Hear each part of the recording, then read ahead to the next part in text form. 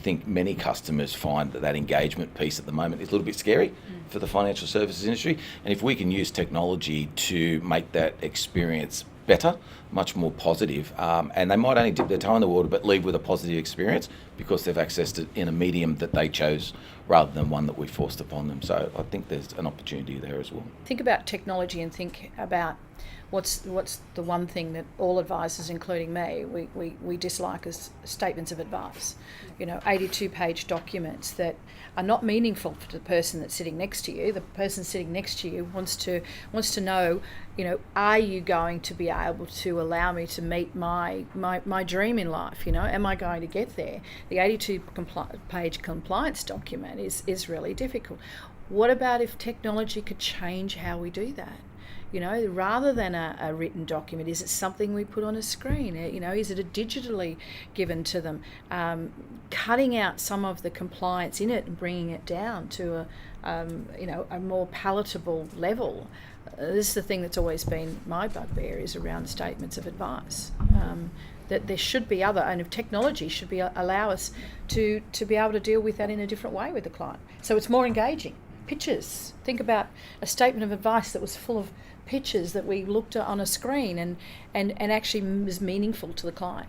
Well, I think that's sort of what we're getting at here as well, is we've got the two types of technology. We've got fintech from a product provider, product solution point of view for clients, which is, like your Acorns and those sorts of things, getting people interested in investing and insurance. And then you've got technology solutions directly for us to provide to our clients. So, when Deborah mentions there's got to be potentially other ways technology can, help us with SOAs, in our business already, we send videos to our clients of SOAs. We record videos, usually we specialise in risk at present, or I do at least, and we will send the client a video explaining their SOA. Watch the video, read through the document in your own time, but these are the key points, and our licensee helped us navigate that process.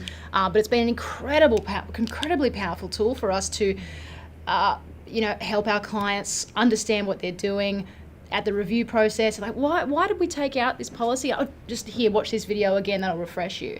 So technology doesn't have to be big and scary and a huge monetary investment.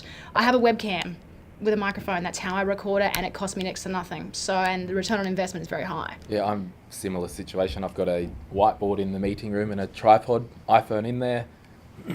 Draw the strategy on the whiteboard, record it, send it to the client.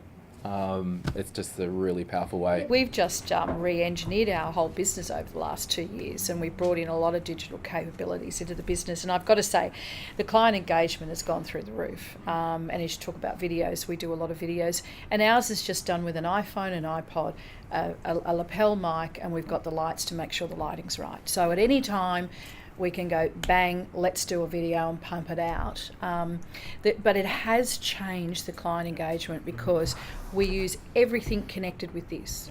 And it also, there's a higher degree of flexibility at the client end as well. I mean, I'll watch the video in my time. Correct. When I'm ready. And I think there's a couple of great examples there of just removing what I call the spooky magic around financial services, because the better we get at removing the mystique around financial advice, the better off we will all be, because more and more people will engage with us.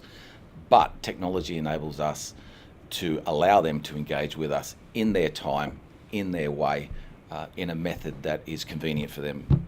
So there's obviously a lot of benefits to bringing in technology into your firms, but that is still happening. So what would you say is the hardest part about bringing in these types of technologies into the firms? Making the decision, I think, is the main thing, which is what we went through. We just decided that the business that we'd had for 20 years is a great business. It's doing great things, but it's kind of felt flat. It felt like I always have this line is, what you do today that makes you successful may not make you successful in the future. So it's about continually looking at your business and looking into the future and seeing where it is going to be placed so that it stays relevant. And that's why we decided to bring in all of the technology. So we completely rebooted the business, brought in all of the video capabilities, our social media. Now everybody in the office everyone in our office, all the staff are on social media. They all blog, they all tweet. We use Facebook for the happy things, the photos and things like that.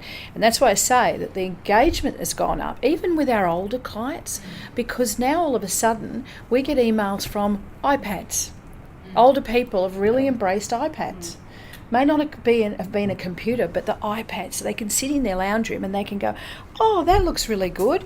I'll like that.